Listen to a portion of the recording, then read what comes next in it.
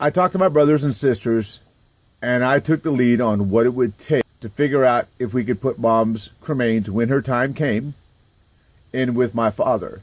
And so just because you're related to somebody doesn't mean that you have control over the burial rights in that lot. It all comes down to who purchased the lot, and did you inherit the lot or did you buy the lot? And in our case, we didn't. And so quickly going over, the deed owners were Merle Dean Flatt and Mr. Tennick. Here's my father here. He's a junior. My grandfather's a senior. My grandfather and Merle Dean were brothers. Alabama Clementine was their mother. Merle Dean Flatt actually married Elizabeth Tennick, but she dies in 1930. So in 1930, they buy 5 grave spaces, one for Merle, one for his wife. The Tennicks only had one daughter, so they each bought a space. And then Merle bought one for Alabama Clementine, his mother, at Mountain View Cemetery. Within a couple of years, in 1934, Merle remarries a woman named Florence. So he has no intention on being buried next to his first wife. So that frees up a grave space for my father. And so what we have now is Elizabeth is there. Both of her parents are there. My father's grandmother is there, and my father is there, but we don't own the lot. Here's my mom over here, and here all the kids here. So I had to track down from the original deed owners, Mr. Tennick and Merle Dean Flatt, if there were any living descendants to make that decision. The Tennick family died off. They only had one daughter. Uncle Merle remarried, but he didn't have any children from his second marriage. He had one son from his first marriage before his wife died. That son died in World War II, but he had 2 children, which would be my second cousins. I had to find my second cousins and have them contact the cemetery in order to allow the cemetery to talk to me about the possibility of putting my mother's cremains on top of my dad's vault. So Cousin Valerie had to provide copies of her birth certificate, her parents' marriage certificate, death certificates to show her lineage all the way back to Merle Dean and Mr. Tennick, and which she did. And so I contacted Kathy Cortez once Cousin Valerie said that she's done all this stuff. And I just tell her, hey, I just received a text from Cousin Valerie. She satisfied you as being the living descendant for the group of lots in which my father is at rest. If so, did she also express to you that I and my brothers and sisters have permission to discuss with them the possible interment of our mother's remains in the father's space? But I said, did she also grant permission for you to release a copy of the original deed to me? I want to see the original deed to understand if this was purchased as fee simple property or was it an internment right. She writes back to me on August 9th and says, we only discussed permission of a burial and how to establish next of kinship. I advised Valerie I will be in contact soon as agreements are in motion. Let me know how you want to proceed. So before I proceed, I want to know, I need to clear up this second internment right business. I believe that we own the property. Cousin Valerie owns that property outright. They want to charge me yet another internment right for a piece of property that we already own. So I want to see a copy of the deed. So on September the 16th, she writes back to Valerie, Miss Cortez writes back to Valerie, hope all is well. All of their emails start like that. Attached, you will see the agreements that we have on your family. Now that kinship has been established, so they recognize that Valerie is the legal owner of these properties. Mountain View will only share this information with you, being Valerie. Dale wants copy of the deeds, but we have no record of deeds issued. I only have what is attached. Now this gets interesting. So Valerie, of course, forwards it to me, and this is what we have. She sends me 2 scans. This scan has got 3 pieces of paper on it, and the other one has 2. And what we have is interment authorization forms. There are no deeds, but yet they have copies of every time somebody was placed in the ground, there is a form on file. There's these 3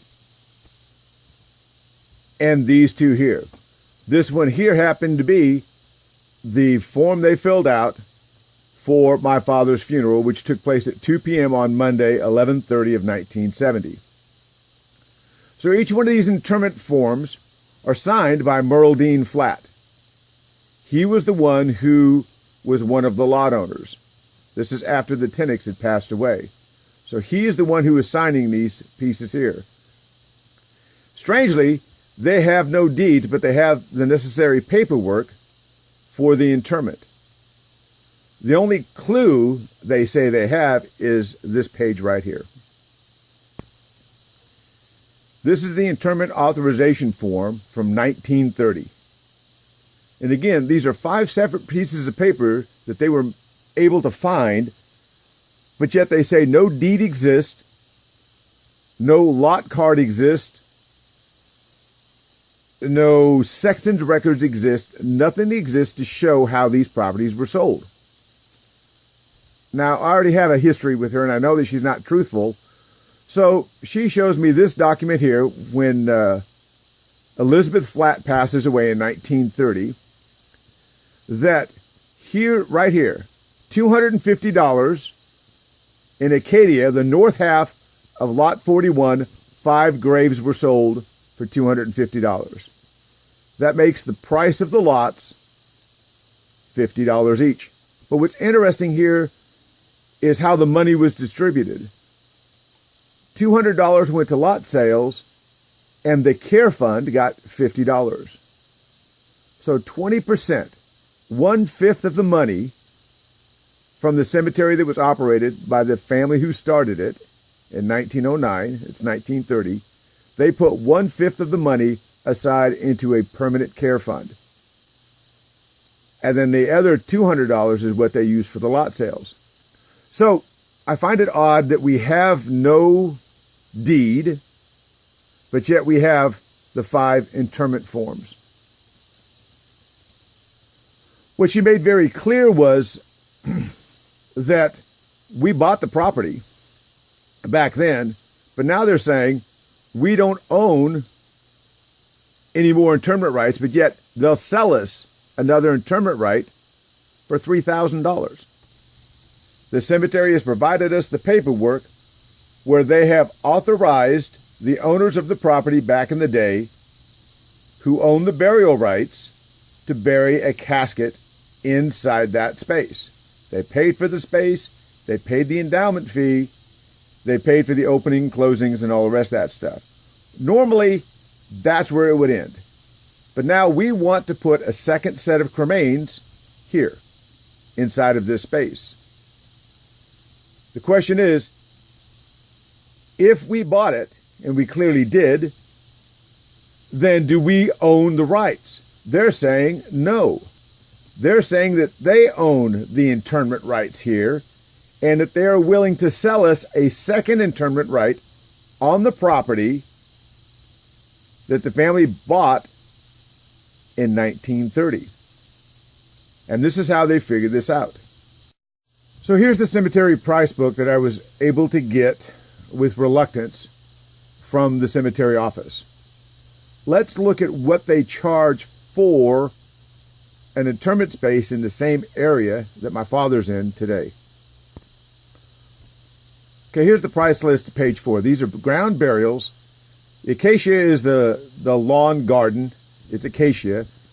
What cost $50 in 1930 and 2017 is costing $7,233.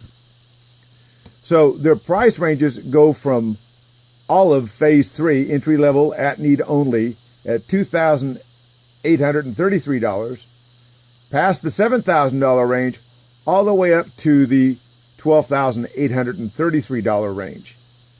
You'll note that the endowment care fund, the amount of money that they set aside in their perpetual care or endowment care fund, is the same $162 regardless of the value of the property that they're selling.